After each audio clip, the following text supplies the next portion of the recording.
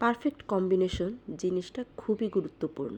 হোক সেটা জীবনসঙ্গী, হোক সেটা সবজির সাথে কোনো মাছ, হোক সেটা জামার সাথে কোনো জুয়েলারি। হ্যালো বন্ধুগণ, কেমন আছেন সবাই? আশা করি ভালো আছেন, আমিও ভালো আছি। নতুন একটা দিনে নতুন একটা ব্লগে সবাইকে স্বাগতম। আশা করি ব্লগটা ভালো লাগবে। ভালো লাগলে লাইক কমেন্ট শেয়ার দিয়ে পাশে থাকবেন। আর যারা প্রতিদিন আমার ভিডিও দেখেন, ভিডিওতে লাইক করেন, কমেন্টস করেন, তাদেরকে অনেক অনেক ধন্যবাদ। সকালের মতোই, প্রতিদিনের মতোই যেভাবে বাসি কাজ, টুকটাক যা কাজ করার সব কিছু করা হয়ে গেছে। এখন চলে আসলাম রান্না বান্নার কাজে। আজকে রান্না হলো মাংসের তরকারি। কিভাবে কি রান্না করে সেটা না দেখিয়ে সরাসরি রান্নার কাজে চলে গেলাম। এই যে দেখুন, ভালোভাবে কষিয়ে না হচ্ছে, আর রান্নাটা কিন্তু একদমই আমি করছি না, মা করছে। এই যে একটু করে কষিয়ে রেখে দিচ্ছে, আবার ভাজছে, আবার রেখে দিচ্ছে। আর আজকে আমার একটা আবদার ছিল, সেটা হলো পোলাও রান্না করা। বেশ কয়েকদিন হয়ে গেছে পোলাও খেতে ইচ্ছে করছে, তবে মাংস না। মাকে বলেছিলাম পোলাওটা রান্না করো, সাথে যাই করো, তরকারি রান্না করো, ডাল রান্না করো, যা মনে চায় তাই করো, কিন্তু পোলাওটা রান্না করো। মা পোলাও তো রান্না করলো, সাথে মাংসটাও রান্না করলো। আর তার সাথে যা যা ছিল সেটাই আপনাদের সাথে শেয়ার করি। এই যে দেখুন, ডিম ভাজা ছিল, আর এখানে বেগুন ভাজা বড়া করছিল বেগুনের। আর এদিকে মাংসের তরকারি রান্নাটা কিন্তু একদম হয়ে গেছে, কালারটাও সুন্দর হয়েছে, আর খেতেও বেশ হয়েছিল। ঝাল ঝাল মাংস খেতে কিন্তু খুবই ভালো লাগে। আর এই যে কয়েকটা বড়া চুলায় দেওয়া আছে, আর কয়েকটা বড়া হয়ে গেছে। খুব বেশি বানাবে না, জন প্রতি একটা একটা করেই বানালেই যথেষ্ট। রান্নাবান্না একদম হয়ে গেছে, আর খাবার পরিবেশন করছে হলো আমার ছেলে। ও কিন্তু সব কিছু খাবার টাবার নিয়ে বসে গেছে, এখন চেখে দেখছিল তরকারিটা কি আসলেও পারফেক্ট হয়েছে, আমরা কি খেতে পারবো না খেতে পারবো না। না, সে ভালো রিভিউ দিয়েছিল যে অনেক টেস্ট হয়েছে, খাওয়া যাবে। যাই হোক, খাওয়া দাওয়া তো শেষ হয়ে গেছে, এখন চলে আসলাম আমি বাহিরে। বাহিরে দেখুন কি পরিমাণ বৃষ্টি পড়ছে। এই যে কিছুক্ষণ আগে বললাম, ভিডিও শুরুতেই বলেছিলাম পারফেক্ট কম্বিনেশন। আমার একটু ভুলের কারণে আমার অনেক বড় ক্ষতি হয়ে গেল। সকাল থেকেই এই যে বৃষ্টি পড়ছে, কখনো মুষলধারে বৃষ্টি পড়ছে, কখনো গুড়ি গুড়ি বৃষ্টি পড়ছে, কখনো হালকা হালকা মানে মাঝারি সাইজের বৃষ্টি পড়ছে।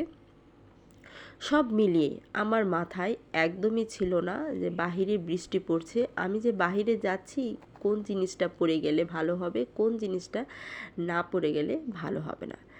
আমি আমার মতো প্রতিদিন যেরকমভাবে বের হই, সেম একইভাবে ড্রেস পরে, সব কিছু পরে, যেহেতু বৃষ্টি হচ্ছে, ছাতা তো অবশ্যই নিয়েছি, নিয়ে বাহির হলাম। কিন্তু আমার একটা ভুলের কারণে আমার সম্পূর্ণ জিনিসটাই নষ্ট হয়ে গেল। এই যে দেখুন বাহিরে কি অবস্থা, কাদা কাদা, তারপরে যে গর্তগুলো আছে এর মধ্যে আছে জল, এই হযবরল অবস্থা আর কি রাস্তাঘাটে। আমি একটা ভুল করে ফেলেছি, সেটা হলো এই যে বৃষ্টি পড়ছে এর মধ্যে আমার নতুন যে কিছুদিন আগে জুতাটা কিনেছিলাম, সেই যে কার্টুনওয়ালা, সেই কার্টুনওয়ালা জুতাটা পরে যাওয়ার কারণে আমার অনেক বড় ক্ষতি হয়ে গেল। দেখুন এই যে জুতা পরে হাঁটছি, আর এটা পরে আমি যে কি পরিমাণ বিপদে পড়েছি সেটা আমার বলার রাখে না। প্রথমত আমি একদম হাঁটতেই পারছিলাম না নতুন জুতা বলে, আর দ্বিতীয়ত এই যে দেখুন আমার জামাটার অবস্থা হয়েছে কি, পেছনের সম্পূর্ণ অংশ জামাটা আমার এরকম কাদা ভরে একদম কালো কালো হয়ে গেছে। অনেকে দেখেই আমাকে এই কথা বলছিল, আপনার জামার পেছনের অংশটুকু একদম নষ্ট হয়ে গেছে।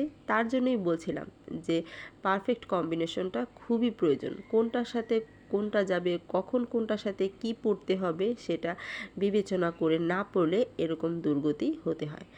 যাই হোক, বাহির থেকে ঘরে চলে আসলাম, আর বাহিরে ছিল বৃষ্টি, হালকা হালকা বৃষ্টিতে ভিজেওছি, আমার লেগে গেছে ঠান্ডা। আসার সাথে সাথে দেখি হাঁচি দেওয়া শুরু করেছি, নাক চুলকানো শুরু করে দিয়েছি। তাই ভাবলাম একটু বেশি আদা দিয়ে চা বানিয়ে খাই। তাই এই যে বেশি আদা দিয়ে দিলাম, সাথে দিয়ে দিলাম চিনি আর হালকা একটু লিকার। চাটা কিন্তু দেখতে বেশ হয়েছে, খেতেও কিন্তু ভালো হয়েছে। আর চিনিটা অবশ্যই আমি বেশি দিয়েছিলাম, কারণ চিনি বেশি না দিলে আমার চা খেতে একদমই ভালো লাগে না। আমার কণ্ঠ শুনে কিন্তু বোঝা যাচ্ছে যে আমার কি পরিমাণ ঠান্ডা লেগেছে। প্রচুর পরিমাণ ঠান্ডা লেগেছে, আমার নাক দিয়ে শুধু পানি ঝরেই যাচ্ছে, ঝরেই যাচ্ছে। যাই হোক, ঠান্ডা লাগবেই, অসুখ থাকবেই। আমার ঠান্ডাটা বেশি লাগে, দেখা যায় যে কিছুদিন পরে পরেই ঠান্ডা লাগে, তাই এটাকে আমি এত গুরুত্ব দেই না। আপনাদের সাথে শেয়ার করি আমি একটা কি জিনিস বানিয়েছি সেটার জন্য। আপনারা চাইলে কিন্তু বাসাতে আপনারাও বানিয়ে নিতে পারেন। কি বানাচ্ছি সেটা আপনাদের সাথে একটু শেয়ার করছি। এই যে দেখুন, বাসায় আছে এত বড় কালো কাপড়। এটা কিন্তু আমাদের জামা বানানোর পরে বাকি রয়ে গেছে। অন্যান্য কাজেও লাগবে, কিন্তু আমি এটাকে আজকে একটা অন্যরকম কাজে লাগাবো। সেটা হলো, দেখুন, একটু চওড়া করে লম্বা করে আমি 3 টুকরা কাপড় কেটে নিয়েছি। এই যে দেখুন, আপনারা দেখতেই পাচ্ছেন। এখন এটার যে মাথার সাইডটা, দুইটার মাথার সাইড আমি একসাথে জোড়া লাগিয়ে নেব। যাদের বাসায় মেশিন নাই তারা কিন্তু হাতেও এই কাজটা করতে পারেন। আমাদের বাসায় কিন্তু অনেক টুকটাক অনেক কাপড় চোপড় এরকম লম্বা লম্বা পরে থাকে, এগুলো ফেলে না দিয়ে বিভিন্ন কাজে বিভিন্ন জিনিস কিন্তু বানানো যায়, বিভিন্ন কাজে লাগানোও যায়। একটা টুকরো কাপড় লাগানো হয়ে গেছে, এখন আমি আরেকটা টুকরো নিয়ে সেই কাপড়েরই অংশে লাগিয়ে দিলাম। এখন এটা বিরাট বড় একটা টুকরা হয়ে গেল। এখন এটাকে ভাঁজ করে আমি 2 সাইড লাগিয়ে দিচ্ছি। এভাবে করে নিলে কিন্তু হয়ে যাবে। কিন্তু এর মাঝেই আমার সুতাটা ছিঁড়ে যায়, আমি আবার সুইয়ের ভেতরে সুতাটা ঢুকিয়ে সেলাই শুরু করি। এই যে দেখুন, সেলাই করতে করতে একদম শুরু থেকে কিন্তু শেষ পর্যন্ত আমার চলে এসেছে। কি বানাচ্ছি বলে দিচ্ছি। সেটা হলো, আমাদের বাহিরে কিন্তু এরকম কাপড়ের রাবার পাওয়া যায় অনেকগুলো, তাই ভাবলাম ঘরে যেহেতু কাপড় আছে তাহলে কেন আমি বাহির থেকে কিনতে যাব, আর খুব সহজেই এটা বানানো যায়, তা আমি এটা বানিয়ে নিয়েছি। ছোট্ট একটু রাবার নিয়ে আমি এর উপরের অংশে লাগিয়ে দিলাম, যাতে করে রাবারটা ছুটে না যায়। এখন আমি রাবার সহ এটাকে উল্টে দেওয়ার চেষ্টা করছি।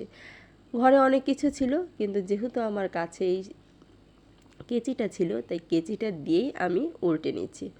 আর অবশ্যই এই যে রাবারটা আছে এটা কিন্তু ধরে রাখতে হবে, কিন্তু রাবারটা তো খুব বেশি বড় নয়, এতে ছুটে যাওয়ার চান্স আছে, তাই কোনোভাবেই এটাকে হাত থেকে সরানো যাবে না।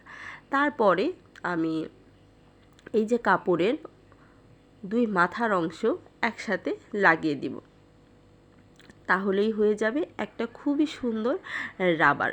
এগুলা কিন্তু বাহিরে অনেক দামে বিক্রি হয়। কেন আমি বাহির থেকে কিনতে যাব? যদি আমার ঘরে কাপড় থাকে, তারপরে সেলাই মেশিন থাকে, বানানোর সিস্টেম থাকে, হাতেও কিন্তু বানানো যায়। হাত দিয়ে বানাতে একটু বেশি সময় লাগবে, কিন্তু হাতেও কিন্তু বানানো খুব কষ্টের না। এই যে দেখুন, কি সুন্দর একটা রাবার হয়ে গেল। আমি এক এক করে কিন্তু অনেকগুলো রাবার বানিয়ে নিয়েছি। দেখুন এখানে কয়টা, 1টা 2টা 3টা 4টা 5টা 6টা 7টা রাবার বানিয়ে নিয়েছি। ইচ্ছে করলে জামার পছন্দ অনুসারে জামার কালার সাথে মিলিয়ে কিন্তু এরকম বানিয়ে পরা যায়। আপনাদের এই ব্যান্ডগুলো কেমন লেগেছে? আপনারা কি বাড়িতে এরকম ব্যান্ড বানিয়েছিলেন? প্লিজ আমাকে কমেন্টস করে জানাবেন। আর আজ এ পর্যন্তই। আশা করি ব্লগটা ভালো লেগেছে। ভালো লাগলে লাইক কমেন্ট শেয়ার দিয়ে পাশে থাকবেন। টাটা।